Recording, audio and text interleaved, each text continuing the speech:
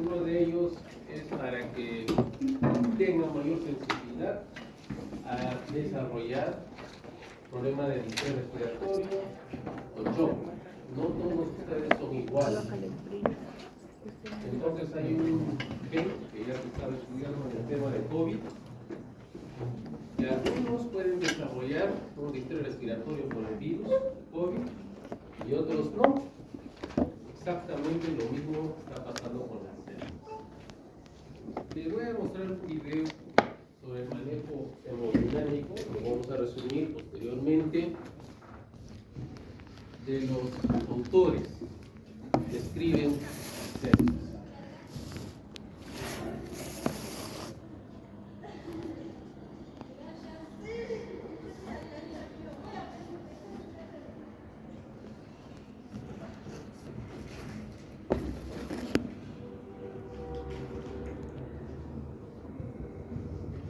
Solo una parte, bastante.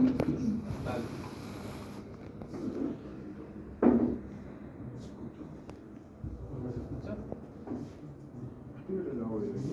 ¿Ah?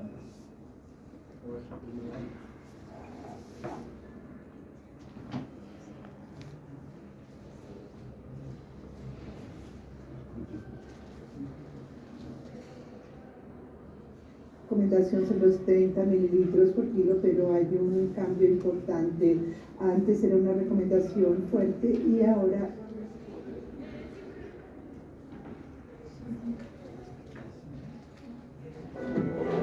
Uno de los integrantes de sepsis siempre escribe sobre la parte hemodinámica brasileña. hola y muchas gracias por esta invitación. Es un placer estar aquí para hablar de las nuevas guías de sobreviviendo a la sepsis en el estado hemodinámico. Tengo conflicto de interés, llevo trabajando varios años con la campaña Sobreviviendo a la Sepsis y también soy una de las autoras del estudio BASIS, pero no tengo conflictos con la industria. Hablemos de la reanimación inicial. Tenemos la misma recomendación sobre los 30 mililitros por kilo, pero hay un cambio importante. Antes era una recomendación fuerte y ahora estamos sugiriendo que estos pacientes que tienen sepsis y signos de hipoperfusión o choque séptico deben recibir 30 mililitros por kilo en las primeras 3 horas. Lo que ha cambiado es la solidez o la fuerza de la recomendación, porque con la literatura que tenemos, que se basa en estudios observacionales, no creemos que esta recomendación se deba aplicar para la mayoría de los pacientes o para todos ellos. No tenemos evidencia nueva al respecto, pero tenemos un artículo muy interesante publicado en 2019 con 500 pacientes, y lo que mostraron es que los pacientes que cumplieron con los 30 mililitros por kilo tenían un menor nivel de mortalidad. Y lo interesante del artículo es que lo pudieron mostrar incluso en algunos subgrupos específicos, como los pacientes con insuficiencia renal terminal o insuficiencia cardíaca, que son exactamente los grupos donde tenemos más miedo de dar los 30 mililitros por kilo. Y también tenemos la recomendación de utilizar medidas dinámicas para guiar la reanimación. Esta recomendación ya la teníamos, quiere decir que si tenemos las medidas dinámicas es mejor utilizarlas por encima de los parámetros estáticos únicamente, pero incluimos en la redacción de la recomendación que también son mejores que el examen físico. Estamos conscientes de que en muchos lugares del mundo lo que se tiene es el examen físico, y algunas veces es lo único que hay para poder evaluar a nuestros pacientes, pero debemos tener cuidado con utilizar el examen físico. Si se hace así, debemos tener mucho más cuidado que cuando utilizamos las medidas dinámicas. Y un ejemplo de esto es el ensayo Salvia, donde aleatorizaron a los pacientes a recibir la atención usual con el protocolo de sepsis, y los pacientes que se aleatorizaron al protocolo de sepsis tienen una alta tasa de mortalidad. En el protocolo de sepsis reciben una cierta cantidad de líquidos hasta tener signos de edema pulmonar. Entonces debemos tener cuidado con esta valoración física. Ese es el mensaje, pero también tenemos que tomar en consideración que en el ensayo Zambia los pacientes estaban desnutridos y la cantidad fija que administraron estos pacientes no fue de 30 mililitros, sino de 17 mililitros. Entonces tenemos que tener cuidado con el examen físico, pero algunas veces, como decíamos, es lo único que hay. Y la razón por la cual esta es una sugerencia es porque cuando miramos la literatura y vemos lo que hay allí, no hay una evidencia clara de que el uso de la respuesta al volumen realmente mejore el desenlace, como podemos ver con este ejemplo acá. También tenemos una recomendación nueva sobre el uso de tiempo de llenado capilar como una medición adicional de la perfusión, y cambiamos ligeramente la redacción de la recomendación. De todas maneras se sigue utilizando el lactato, pero hay que tener cuidado porque debemos buscar que disminuya el lactato sérico, pero no debemos buscar que se debe normalizar el lactato, porque algunas veces el lactato ya deja de ser medida de hipoperfusión. ¿Y de dónde estamos tomando estas recomendaciones? La del tiempo de llenado capilar viene de este estudio. Es un grupo de Latinoamérica. Aleatorizaron a los pacientes a recibir la reanimación con base en la medición del lactato cada 2 horas o con base en la valoración del tiempo de llenado capilar. Y cada 30 minutos, si no pudieron mostrar diferencia en mortalidad. Sin embargo, un análisis bayesiano posterior mostró que independientemente del previo, incluso el pesimista, había más del 90% de probabilidad de que el uso del tiempo de llenado capilar fuera superior que el uso de los niveles de lactato.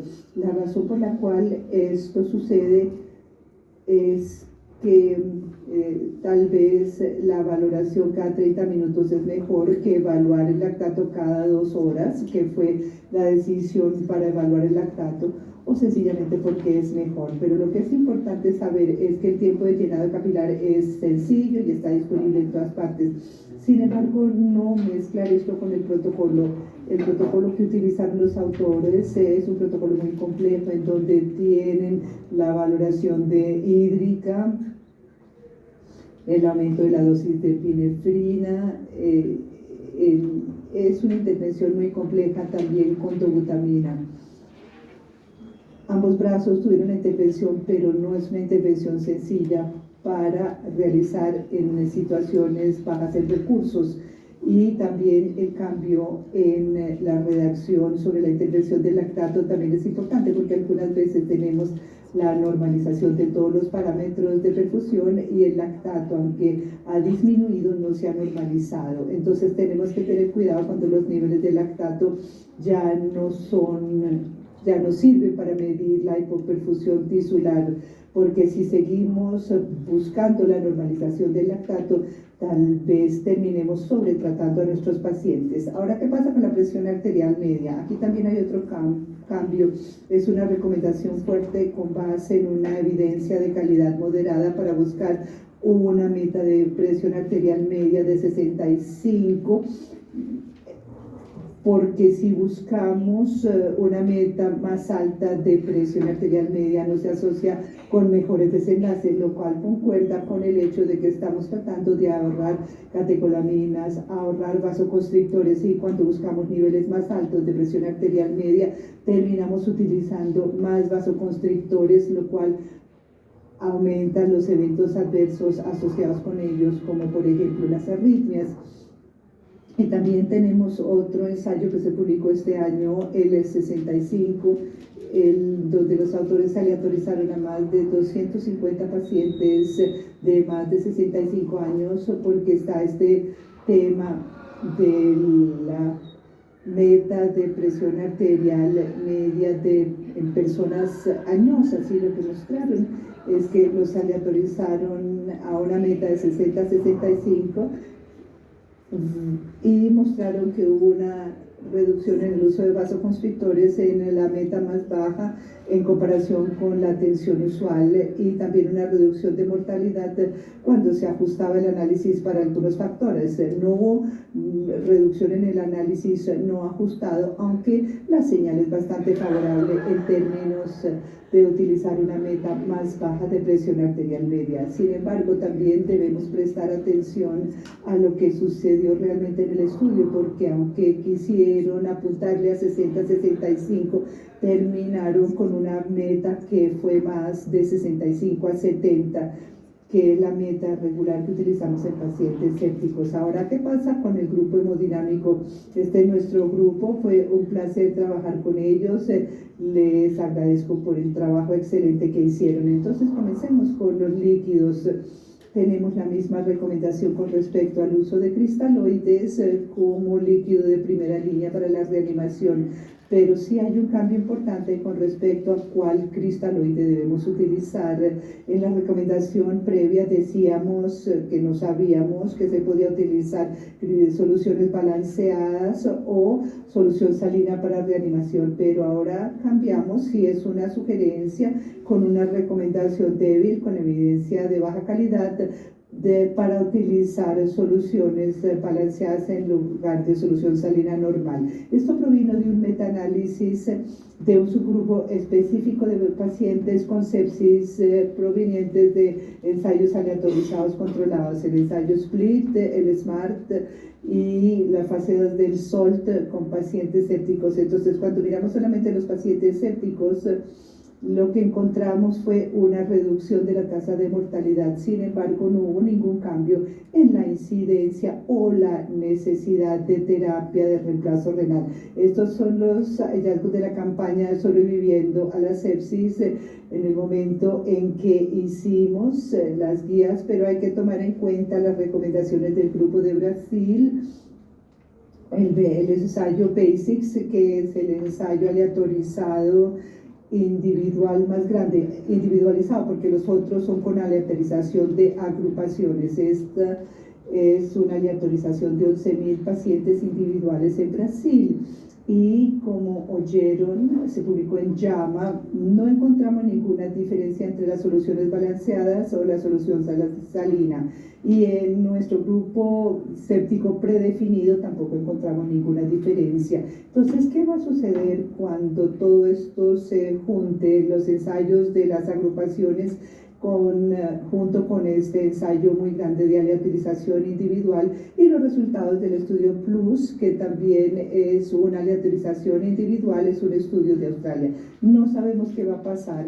Este estudio ya se terminó, pronto se publicará y obviamente vendrá un metaanálisis, y también desde el principio planeamos un metaanálisis para reunir todo esto, y yo creo que este metaanálisis de pacientes individuales y de agrupaciones nos permitirá responder la pregunta para toda la población y también para el subgrupo de pacientes sépticos, que era el grupo predefinido para nuestra metodología de pacientes individuales. Y ahora, ¿qué pasa con los coloides? Mantenemos la recomendación, es una de las pocas que tiene una evidencia de alta calidad contra el uso de almidones, y hay nueva recomendación para la recomendación de gelatina, porque sugerimos en la última recomendación el uso de cristaloides, y ahora sugerimos en contra del uso de la gelatina. Cuando miramos la literatura hay pocos estudios, no hay cambio de la mortalidad, pero sí hay un aumento de los eventos adversos cuando se utiliza gelatina. Entonces pensamos que podemos dar una recomendación en contra de su uso. Entonces el único coloide que sigue vivo es la albúmina, y no cambió la recomendación previa, y es una sugerencia de que se puede utilizar, no estamos diciendo que se tiene que usar, se puede utilizar en algunos pacientes si desean, y si desean pueden utilizar albúmina si han recibido grandes volúmenes de cristaloides. ¿Y por qué decimos esto? Aunque reunimos todos los estudios que compararon la albúmina con cristaloides, no hubo cambio en la mortalidad ni si se mira el subgrupo de pacientes de choque séptico o el subgrupo de pacientes sépticos. Pensamos que no hay tampoco ninguna señal de daño y hay evidencia de beneficios fisiológicos, como por ejemplo unas presiones de llenado más altas o una mejor presión arterial o mejor balance hídrico. Entonces, mirando esos criterios de valoración fisiológicos y considerando que no hay daño con el uso de la albúmina, decidimos hacer una recomendación sugiriendo que se puede utilizar si se desea, pero como yo les decía, es una recomendación débil y obviamente los costos son más altos en algunos escenarios como en Brasil, pero en otros escenarios no es tan costoso. Entonces eso también lo tomamos en cuenta. Ahora, ¿qué pasa con los constrictores? ¿Qué hay de nuevo en esto? Primero que todo, tenemos el nuevo enfoque para la pregunta de cuál es el agente de primera línea. La recomendación en sí no ha cambiado, sigue siendo norepinefrina el agente de primera línea. Sin embargo, sí, ahora estamos comparando la evidencia para comparar la norepinefrina con cada uno de los otros vasoconstrictores disponibles. La evidencia para dopamina se consideró de alta calidad. Como sabemos, tenemos metaanálisis que muestran claramente que no hay cambio en la mortalidad, pero hay una mayor incidencia de eventos adversos cuando se utiliza dopamina, y consideramos la vasopresina, la epinefrina, la celepresina y la angiotensina 2. Con respecto a la vasopresina, el único ensayo aleatorizado en donde se hizo una comparación directa entre la vasopresina y la norepinefrina, no terapia combinada, es el estudio VANISH, y cuando miramos el estudio VANISH no hay diferencia en mortalidad, aunque se pudo ver una diferencia en falla renal. Entonces es la razón por la cual consideramos que la norepinefrina debe ser el agente de primera línea. Cuando vemos la comparación directa entre epinefrina y norepinefrina, solamente tenemos el estudio que se publicó en 2000-2008, es un estudio pequeño con 300 pacientes y la mayoría de los desenlaces son fisiológicos y muestran que se puede lograr una presión arterial media perfectamente bien con epinefrina o norepinefrina, pero puede haber eventos adversos relacionados con hipoglucemia, taquicardia y un aumento de los niveles de lactato, no por la hipoperfusión, sino porque hay que tomar en consideración la vía glicolítica. Entonces, por eso consideramos que la primera opción debe ser norepinefrina. ¿Y qué pasa con la celepresina? Es un agente B1, es más selectivo que la vasopresina. Se estudió en estudios de fase 2 para mirar más las dosis, y en un segundo estudio que exploró la mortalidad se suspendió después de la inclusión de los pacientes. Entonces, cuando reunimos estos estudios no vemos ninguna diferencia en mortalidad, pero no vimos ningún daño tampoco. La celepresina no está en el mercado, pero en todo caso es un vasoconstrictor. Tenemos estudios, entonces decidimos decir que no puede ser el agente de primera línea, pero quién sabe si deciden ponerlo en el mercado para hacer más estudios. El otro agente es la angiotensina 2. Como habrán oído, tenemos dos estudios, un primer estudio para determinar la dosis y un segundo estudio en donde el criterio de valoración primario fue lograr la presión arterial media en 3 horas. Y los dos estudios son muy pequeños, pero no hubo cambio significativo en la mortalidad, ni signos de daño tampoco. Entonces la angiotensina no está disponible en la mayor parte del mundo, pero hay algunos países como los Estados Unidos en donde se puede utilizar como vasoconstrictor cuando hay choque séptico refractario. Está la recomendación, no es primera línea, pero se puede utilizar. Ahora tenemos otro enfoque que es la vasopresina en terapia combinada. si hay un papel para la vasopresina junto con la norepinefrina con el objeto de reducir la cantidad de catecolaminas que les damos a nuestros pacientes. Cuando miramos la literatura al respecto, sí se ven signos, señales de beneficio.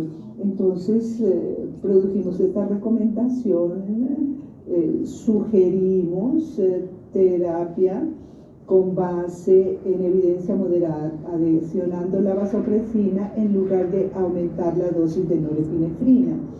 El problema es en qué momento iniciar la vasopresina. Cuando vemos la literatura, los estudios utilizan distintas dosis de norepinefrina antes de iniciar la vasopresina. Entonces hicimos una encuesta que terminó con esta enunciado sobre nuestras prácticas. En nuestra práctica la vasopresina se inicia en una dosis que está entre 0.25 y 0.5 de norepinefrina, es decir, tempranamente en el proceso o en una dosis que se utiliza cuando ya se habla de choque séptico refractario. La evidencia provino de varios estudios en donde se utilizó terapia combinada y se observó una reducción de la mortalidad, aunque no se vio ningún cambio en cuanto a la terapia de reemplazo renal. No mostraron señal de daño, ninguna señal de que aumentara la isquemia digital utilizando la terapia combinada, ni tampoco aumento de la isquemia mesentérica. Otro enfoque, fue más difícil mirar la literatura cuando consideramos los efectos dañinos de la epinefrina, pero queríamos presentar una recomendación de cómo utilizarla. La evidencia es baja, pero si hay un paciente que ya está recibiendo norepinefrina y vasopresina y la presión arterial media sigue siendo inadecuada, podremos agregar epinefrina para lograr la meta de 65 para presión arterial media. La terlipresina, este caso fue diferente de la celepresina. La terlipresina también es un agente selectivo B1, pero aquí tenemos más evidencia, es evidencia de baja calidad, pero pensamos que podíamos dar una recomendación en contra del uso de terlipresina, porque cuando miramos la literatura, todos los estudios que utilizaron terlipresina, en ningún estudio se observó ninguna señal de beneficio, pero sí se vio señal de daño con aumento de la diarrea, de la isquemia digital y también de isquemia mesentérica en el estudio más grande que tenemos hasta la fecha. Ahora, ¿qué pasa con los sinotrópicos? Los sinotrópicos siempre son difíciles porque no tenemos mucha evidencia sobre el uso de dobutamina, por ejemplo. Entonces mantuvimos la sugerencia anterior en el sentido de que los pacientes con choque séptico y signos de disfunción cardíaca en quienes persiste la hipoperfusión a pesar de un estado de volumen adecuado y una presión arterial media adecuada, tal vez en este caso podemos agregar dobutamina.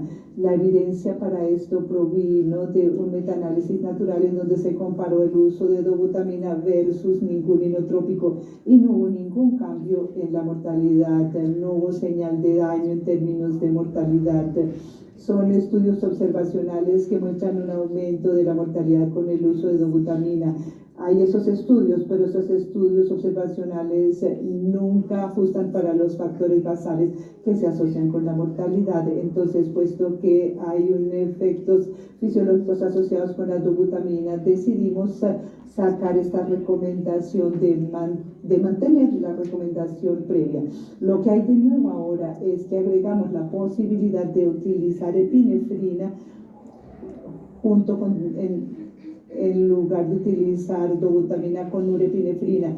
Y esto también provino del metaanálisis de la red del network comparando con dobutamina, y este estudio también, el estudio que en donde compararon la epinefrina con norepinefrina más dobutamina y no encontraron ningún signo de daño, pero tampoco ninguna señal de beneficio. Entonces, si necesitan dar un inotrópico a su paciente, podría ser bueno dar dobutamina o sencillamente dar epinefrina.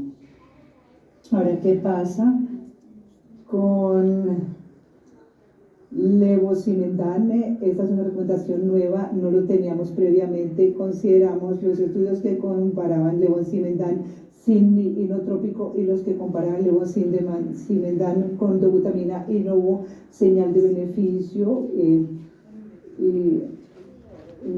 Hubo un aumento de arritmias y de ventilación mecánica. Entonces generamos esta recomendación en contra del uso de levosimendan en los pacientes con difusión cardíaca y choque séptico. Y los últimos minutos para hablar de monitoreo y acceso. Había una recomendación previa sobre una vía arterial cuando esté disponible, y sabemos que muchas veces no están disponibles los recursos para monitorizar la presión arterial media. No hay evidencia para esto, consideramos que es una recomendación débil, y tenemos una recomendación nueva que sugiere que iniciemos vasoconstrictores por vía periférica para restablecer la presión arterial media, en lugar de esperar para poner una vía central en estos pacientes. Y aunque es una evidencia de muy baja calidad, decidimos sacar esta recomendación débil porque vemos que esto sucede por todas partes. Entonces vemos que hay evidencia que dice que la tasa de complicaciones con la infusión de norepinefrina por vía periférica es bastante baja, es más baja que lo que pensábamos, principalmente si se utiliza por periodos cortos de tiempo. Y también sabemos ahora mejor que los efectos dañinos de mantener al paciente en un estado de hipotensión durante un periodo prolongado. Entonces, llegar más rápido a la meta de presión arterial media es importante, y tenemos este estudio observacional proveniente del ARISE de Australia, en donde analizaron a los pacientes en quienes se inició norepinefrina por vía periférica y se comparó con iniciarlo por vía central. Y que si se inicia por vía periférica, se inicia tempranamente los vasoconstrictores. Fue bueno ver la diferencia entre los dos grupos. Se inicia más de 2 horas antes si se inicia por vía periférica. Entonces, el grupo pensó que esta evidencia observacional era suficiente para generar la recomendación de iniciar más tempranamente por vía periférica. Reuniendo todo esto, lo que estamos diciendo en cuanto a los agentes vasoactivos es iniciar con norepinefrina si los pacientes necesitan vasoconstrictores, buscar una presión arterial media de 65, y si es factible, iniciar una vía arterial. Si no está disponible la vía central, iniciar los vasoconstrictores por vía periférica, y si no se logra la presión arterial media, considerar adicionar vasopresina, y si hay señales de disfunción cardíaca, agregar dobutamina o cambiar a epinefrina. Y por último, una nueva recomendación sobre el balance hídrico. De hecho, no es una recomendación, sencillamente decimos que hay evidencia insuficiente para hacer ninguna recomendación sobre el uso de estrategias liberales o restrictivas para reponer volumen en las primeras 24 horas. Entonces miramos las primeras 24 horas y miramos después de la reanimación inicial de 30 minutos por kilo como sugerencia. Y cuando buscamos en la literatura para responder esta pregunta fue muy difícil. Hay 5 ensayos, pero cada uno de ellos tiene una definición diferente de lo que es restrictivo y de lo que es normal. Cada uno de ellos tuvo criterios de valoración diferentes, y la mayoría de estos estudios son muy pequeños. Entonces no tenemos evidencia acerca de cuál es la mejor estrategia. No estamos diciendo que el balance hídrico positivo se asocie con mayor mortalidad. Los estudios observacionales muestran este posible efecto, pero lo que estamos diciendo es lo que se debe monitorizar en las primeras 24 horas, y no hay suficiente en la literatura. Hay este estudio que aleatorizó a la estrategia liberal después de recibir 1 a 3 litros de cristaloides, o los aleatorizaron a una estrategia restrictiva de líquidos. Los dos grupos son como un poco radicales, pero La idea era que terminara este año este estudio, entonces esperamos que pronto tengamos alguna idea acerca de cuál es la mejor estrategia para los pacientes, ¿es restrictiva o liberal? En conclusión, este documento llevó muchísimo trabajo, pero debemos mirarlo como siempre, como un paso más, porque este es un proceso continuo y necesitamos más evidencia, es decir, significa que debemos seguir haciendo buena investigación, debemos plantear buenas preguntas y conseguir buenas respuestas.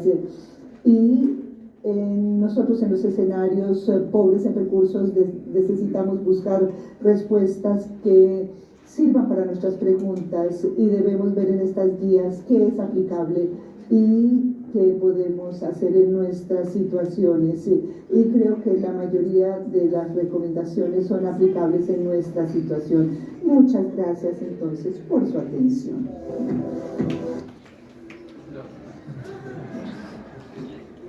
Bien, vamos a resumir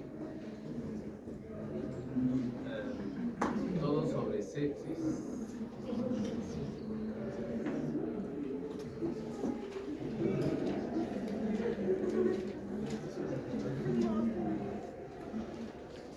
Es una parte de cómo se hacen las investigaciones y los capítulos, cada uno especializa en la parte de fluidos, hemodinámica, antibióticos, todo eso. Todavía, si bien es cierto, no ha salido otra guía de sobreviviendo a la sepsis, es del 2021. Sin embargo, hay actualizaciones que se dan cada año en sepsis. Vamos a empezar sobre qué es la sepsis. La sepsis es una disfunción orgánica potencialmente mortal, causado por una respuesta desregulada del huésped a la infección. Ese es el concepto actual de la sepsis.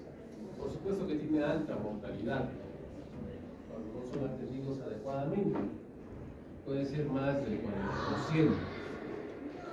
Y shock séptico hay una reducción crítica en la perfusión tisular. Puede producirse una insuficiencia aguda, multiorgánica, que afecta varios órganos, tanto los pulmones, riñones, hígado. Y nosotros tenemos que mantener una presión media de 65 milímetros de mercurio. Según las actuales investigaciones, van a decir que 70 milímetros de mercurio. El lactato sérico nos puede también ayudar a definir el shock. Ya saben que es mayor de 2 milimoles. A pesar que nosotros hemos hecho récord de fluidos, no hemos alcanzado una presión media de 65, entonces y el lactato sérico está en 2, estamos frente a un shock séptico.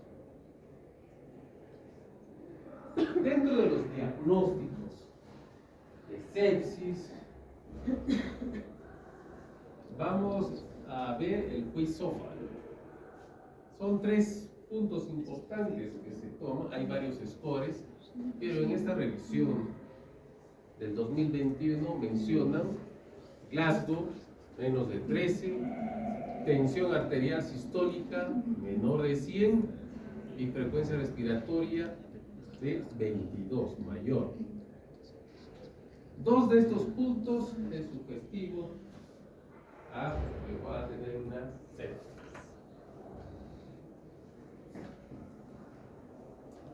Como hemos comentado, hay varias escalas. Uno también es el SOFA, que nos va a valorar la disfunción multiorgánica. Y dentro de las variables está respiratorio, renal, hepático, cardiovascular, hematológicos y neurológicos. También tenemos la escala de News. Hay varias variables Ahí está la frecuencia respiratoria también, saturación de oxígeno, saturación parcial de oxígeno en el EPOC, oxígeno suplementario si requiere el paciente, tensión arterial sistólica, frecuencia cardíaca, nivel de conciencia. Entonces, para el concepto de sepsis, no solamente un parámetro se tiene que valorar, sino podemos valorar el QI-SOFA, el NIU y también el CIRS podemos usar. Como ya tienen conocimiento, CIRS todavía ya es un poco más antiguo, hay varios puntos, que es la frecuencia cardíaca mayor de 90, frecuencia respiratoria mayor de 20, el PCO2 menor de 30, temperatura 36 o mayor a 38 grados, leucocitos mayor de 12.000, menos de 4.000, abastonados 10. Entonces, no solamente tenemos que ver una escala, sino dos o más escalas. Vamos a guiarnos sobre la guía, no he hecho mucha modificación, para que ustedes observen y el resumen que tenemos sacado de varios estudios.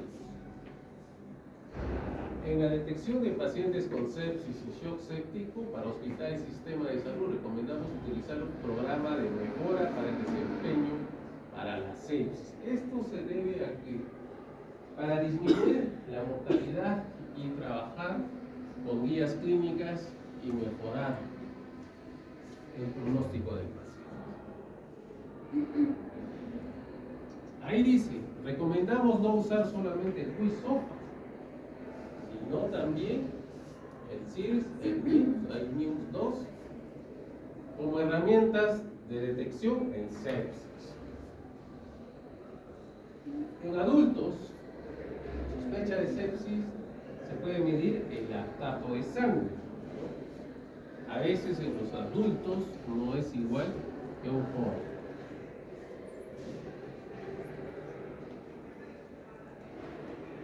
En la reanimación inicial de fluidos, como ya hemos comentado, es individualizado. Acá nos menciona 30 ml por kilogramo peso, no. Probablemente va a cambiar. Lo más importante es hacer pequeños retos de acuerdo a la patología del paciente. Si el paciente tiene insuficiencia cardíaca, no le vas a dar los 30 ml. Si un paciente se dializa, tampoco. Pero debemos hacer retos de fluido en las primeras 3 horas. Probablemente este punto va a cambiar en las nuevas guías. Pero por ahora, tengamos este concepto de las guías. Para adultos con sepsis y shock sépticos, queremos usar las medidas dinámicas, mejor que los parámetros estáticos. Hemos dicho, ustedes han hecho prácticas conmigo, hay parámetros hemodinámicos, dinámicos y estáticos. Dentro de los dinámicos podemos hacer la presión parcial sistólica, también podemos hacer ecocardiografía, medir la vena cava, y dentro de los parámetros estáticos la PVC o el Swan-Ganz, que ya no lo utilizamos. Entonces, los parámetros dinámicos incluyen respuesta a elevación pasiva de piernas, que ya hemos comentado. Al momento de levantar las piernas tenemos 300 cc de sangre. Al momento de levantar va a haber cambios, ¿no?, en el volumen sistólico.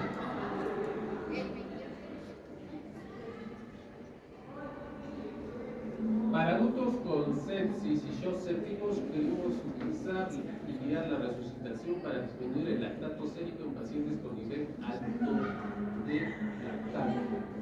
Antes se creía que cuando nosotros nos guiamos por el lactato en la resucitación de fluidos, podemos enchantarlo al paciente y el lactato no tenía una mejor evidencia de disminuir. Así que lo vamos a catalogar resucitación de fluidos. Para adultos con shock séptico sugerimos usar el tiempo de llenado capilar para guiar la reanimación con un complemento de otras medidas de perfusión. Eso ya lo hemos visto. Tenemos que apretar el dedo 10 segundos y vemos cómo va el llenado capilar. Es tan sencillo ese procedimiento que podemos observar si hay perfusión, si hay mayor de 3, 4, 5 segundos, podemos decir que ya está en shock.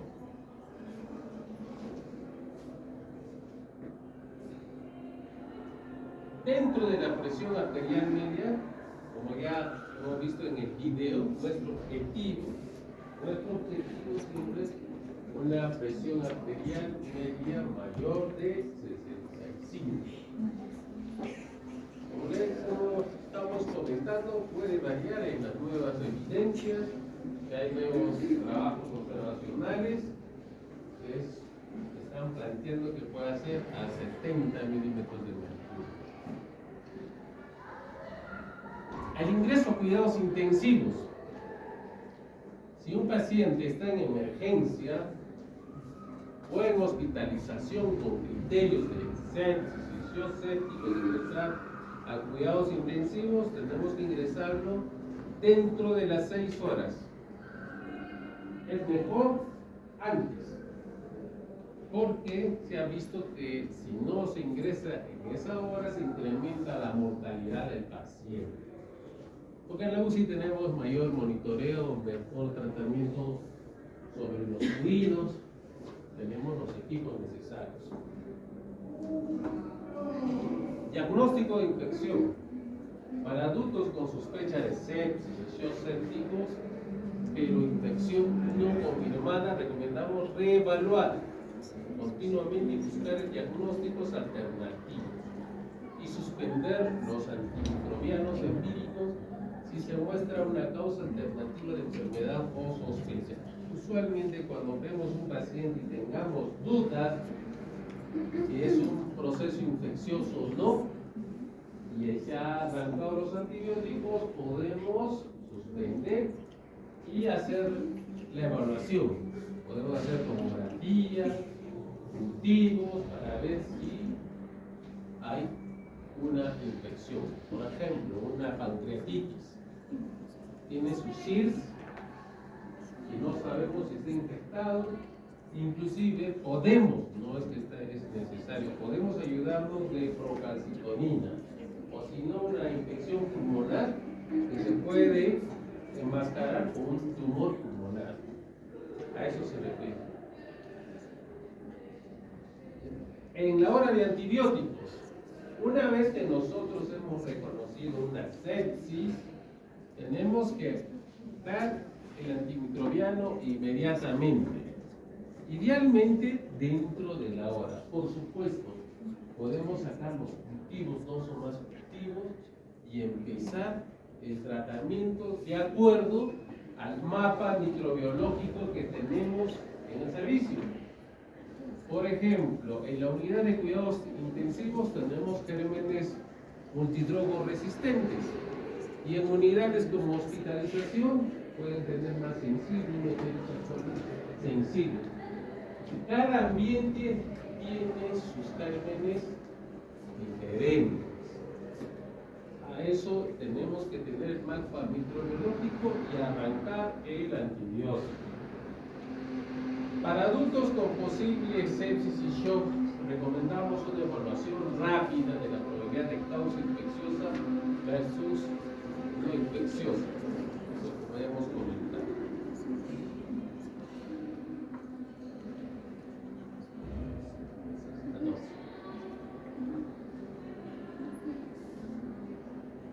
Tenemos que administrar dentro de las 3 horas, o sea, no necesariamente vamos a esperar las 3 horas. Si nosotros detectamos inmediatamente, el paciente ingresa a UCI y empezamos la terapia antibiótica.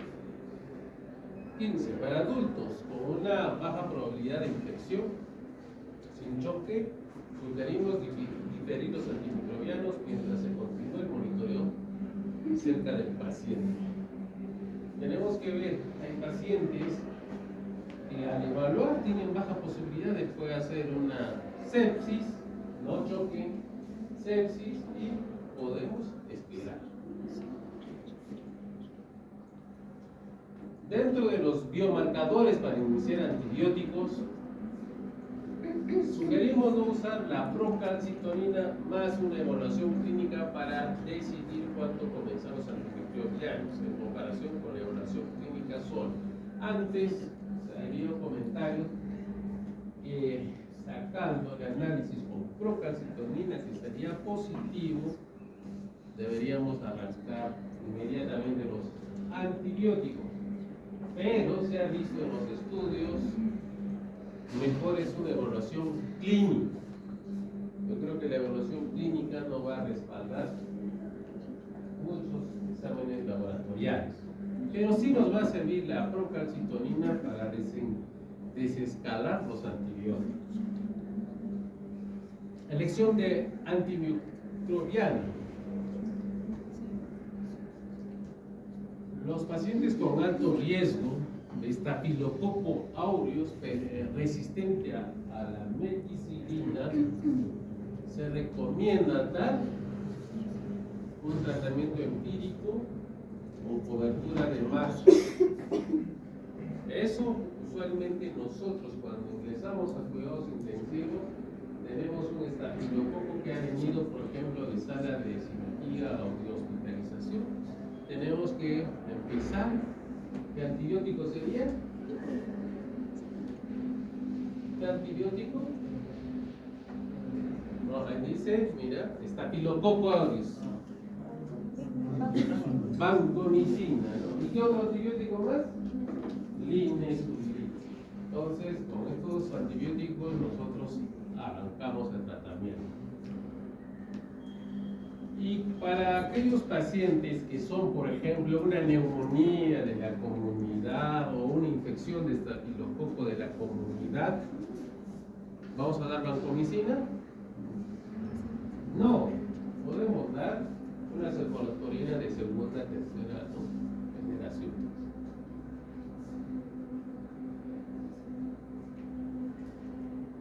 Cuando son gérmenes multiresistentes, se sugiere dar 2 antimicrobianos con cobertura de gram negativos como tratamiento de emergencia, ¿no? Entonces, pero hay algunas literaturas que de repente también hay estudios observacionales dicen que con un solo antibiótico para gérmenes negativos se puede dar, pero es mejor arrancar con 2 antimicrobianos para gram negativo. ¿Qué antibióticos conocen?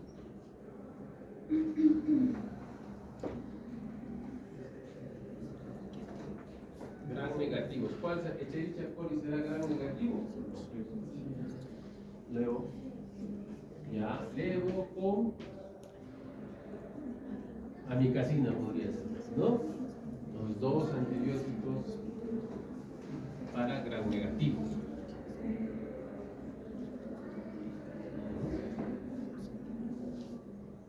Entonces, también se puede ver cuando hay bajo riesgo de organismo MDR gram negativos, comparados con otros antibióticos, se puede empezar un tratamiento empírico, ¿no? Sí. En la recomendación 21 para adultos con servicios sépticos, sugerimos no usar doble cobertura contra gram negativos una vez que se conoce el patógeno causante y la susceptibilidad. Después de hacer el cultivo, puede salir sensibilidad y podemos reducir a un solo antimicrobiano. La terapia antimicótica, que nosotros siempre vemos en las UCIs, para adultos con sepsis y shock séptico con alto riesgo de infección fúngica, sugerimos usar terapia antimicótica química en lugar de ninguna terapia antifúngica. Aquellos pacientes que están con estancias prolongadas, nutrición parenteral, posoperados, abdominales reintervenidos, tenemos una escala que es el score Candida. De acuerdo a ello, nosotros comenzamos a dar el tratamiento antifúngico. Y la recomendación 23, si hay baja riesgo de infección por hongos, no a todos vamos a dar, sino a aquellas personas que tienen el score Candida positivo. Entonces, si no tiene, pues no se da tratamiento. Terapia antiviral, no se hace ninguna recomendación de terapias antivirales.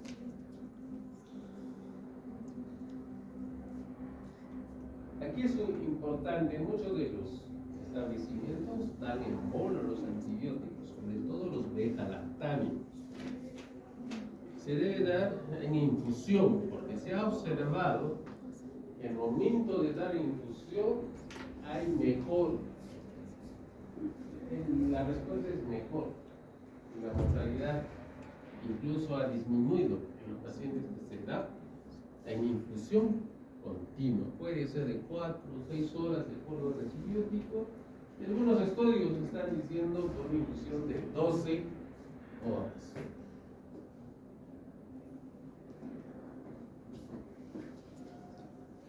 Y optimizar, ¿no?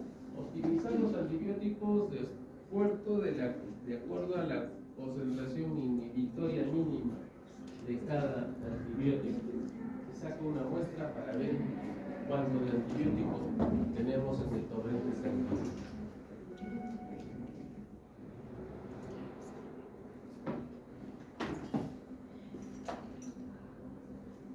Bueno, para adultos en sepsis y shock séptico recomendamos identificar o excluir rápidamente el diagnóstico anatómico específico de la infección que requiere un control de fuente emergente, implementar cualquier intervención de control tan pronto. Si hay una infección, como decían los profesores antiguos, absceso denado, absceso obturado. Si tenemos una infección intraabdominal, tenemos que retirar rápidamente la infección.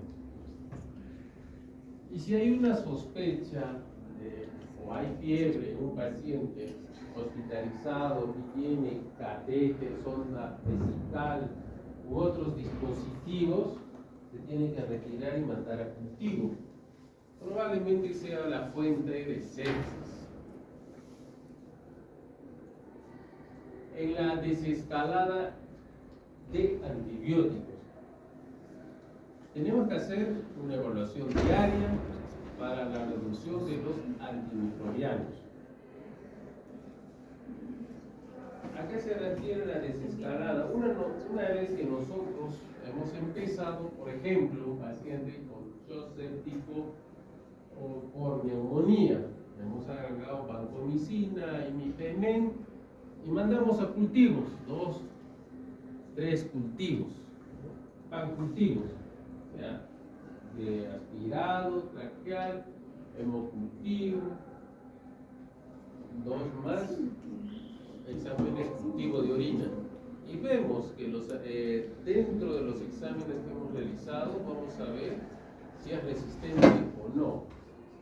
Y dice que la ceftriaxona es sensible a cedro. Entonces podemos retirar la vancomicina. La duración de antibióticos. Hay varios estudios, por ejemplo, la vancomicina, dicen que tenemos que solo dar 5 días. Otros estudios 7 días, no más. A veces en hospitalizaciones están dando 10, 15 días, 20 días, que no cumplen su objetivo solo, pues es gasto. Nada más. Los biomarcadores para suspender los antibióticos. Tenemos que ver la duración óptima de la terapia. Cuando no está clara, como hemos comentado ya, podemos sacar examen y mandar una prueba de procalcitonina. Y esto nos va a guiar. Claro, está el examen clínico que nosotros tenemos que hacer. Si el paciente ha mejorado, ya no tiene fiebre, ya no tiene signo de SIRS, ya no hay expectoración verdosa, los signos clínicos, más con la procalcitonina, podemos suspender la terapia antimicrobiana. Manejo de fluidos, ya lo saben, cristaloides, pero hay nuevas investigaciones que están haciendo. Uno de los cristaloides es el cloruro de sodio, pero ahora más están aceptando que el lactato de Ringer es mucho mejor. Lactato de Ringer, ya para el resto de fluidos. Para adultos con sepsis y shock séptico, sugerimos utilizar cristaloides balanceados en lugar de solución salina normal. Ahí. En el 34, para los adultos con sepsis y shock séptico, sugerimos usar albúmina en pacientes que recibieron grandes volúmenes de cristaloides. Si yo estoy resucitando y no mejora, puedo echarle mano a la albúmina, pero no a otras soluciones expansoras como son las gelatinas. Eso no ha demostrado, incluso no hay muchos efectos adversos.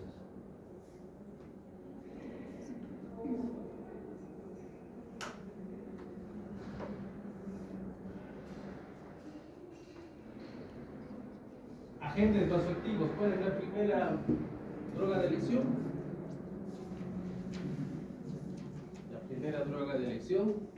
Norepinefrina, eso nunca se olvide. Norepinefrina. La segunda,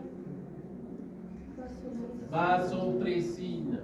La tercera, epinefrina. El resto que tenemos la celepresina y angiotensina 2 y el azul de metileno todavía no tenemos en el mercado. Azul de metileno sí hay. Pero esas son las drogas importantes que debemos utilizar en un paciente con shock séptico. Y aquí, ¿cuánto de dosis podemos dar de noradrenalina? ¿Hasta cuánto? Un rango de 0.25 a 0.5. Llegamos a ese rango, podemos empezar a dar vasopresina. El monitoreo y acceso intravenoso, ya hemos comentado. El monitoreo invasivo de la presión arterial. Sobre el monitoreo no invasivo. El no invasivo es estático, de un momento. Y la otra es de la presión arterial, que tenemos la línea arterial, vemos constantemente la presión. Si tenemos una emergencia, el paciente que ha ingresado a emergencia, el shock, podemos utilizar una vía periférica. Luego podemos colocar un acceso. No necesariamente tiene que empezarse con un catéter venoso central. Hasta el momento que nosotros tengamos que poner un acceso de catéter venoso central. El equilibrio de fluidos, todavía no hay una buena recomendación, pero lo más importante es el monitoreo continuo y cómo estamos dentro de la depresión del volumen.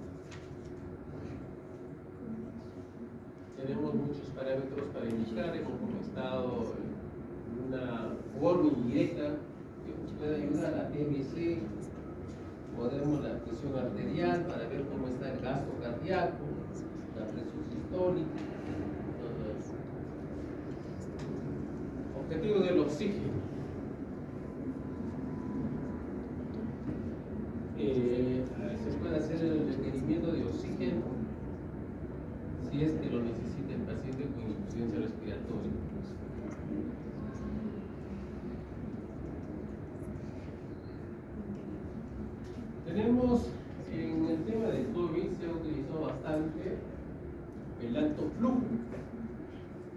Si está consciente, si tiene las indicaciones el paciente de alto flujo, se le puede dar.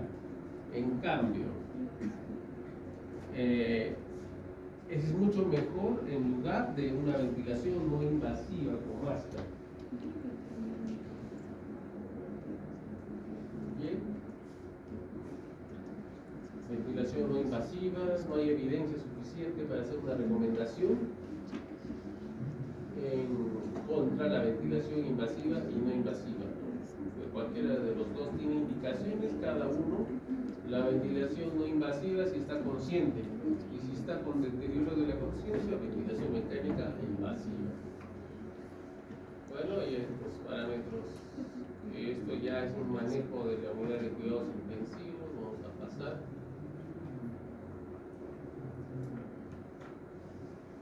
La ventilación de cúbito crono en el CIS es importante en el distrés respiratorio del agudo.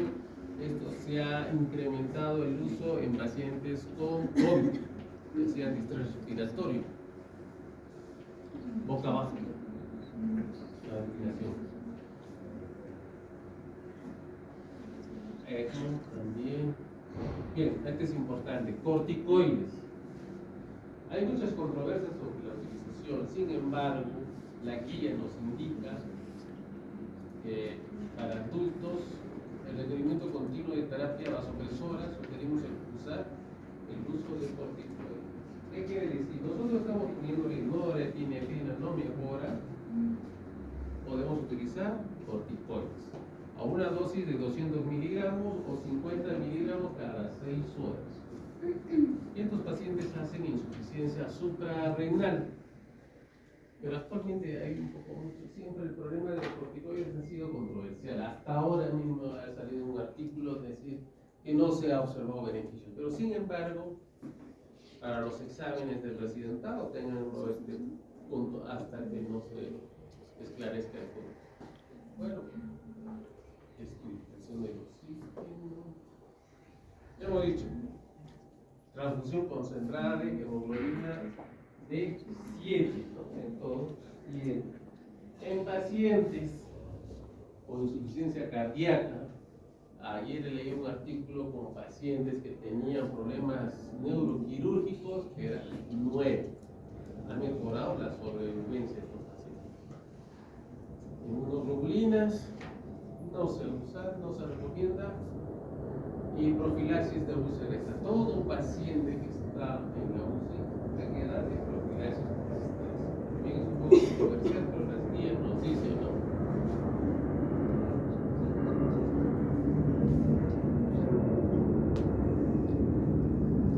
Y todo paciente que está postrado debemos utilizar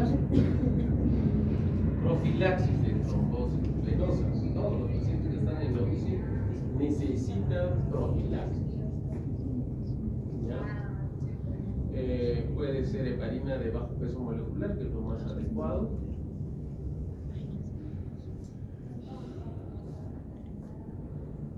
Profilaxis mecánica no ha demostrado ser mejor. Terapia de reemplazo renal, si el paciente con sepsis séptico hace una difusión renal, se puede hacer diálisis continua o intermitente, de acuerdo a la evaluación y los resultados laboratoriales.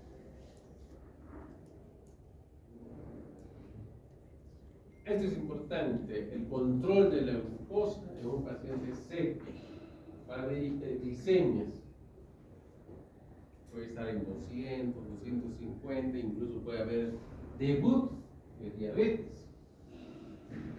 Y nosotros tenemos que manejarlo en que sea menor a 180, menores de 140 a 180. Bueno, muchos hace 3 semanas mucha gente se ponía vitamina C y han venido con reacción alérgica terrible, con shock anafiláctico. No sé si será por el producto, por utilizar vitamina C. No se ha demostrado mejoría Y los nuevos estudios también, parece que es comercio. Terapia de bicarbonato. En cetoacidosis 6.9, la corrección de bicarbonato. Aquí van a hablar de cetoacidosis. En sepsis puede ser un pH de 7.2, con puntuación aquí de 2 a 3, ¿no? También es un tema un poco controversial, pero actualmente sí hay indicaciones específicas de la reposición de bicarbonato. Nutrición. Todo paciente con sepsis séptico requiere una nutrición temprana.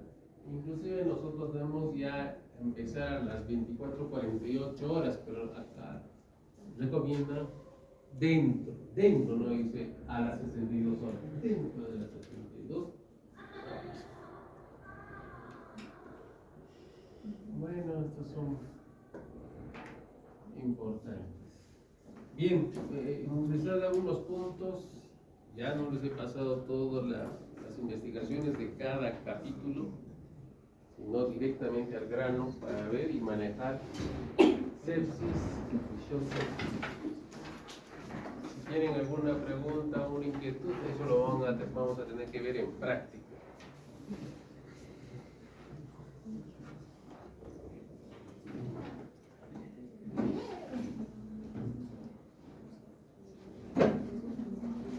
¿Quiénes van a responder?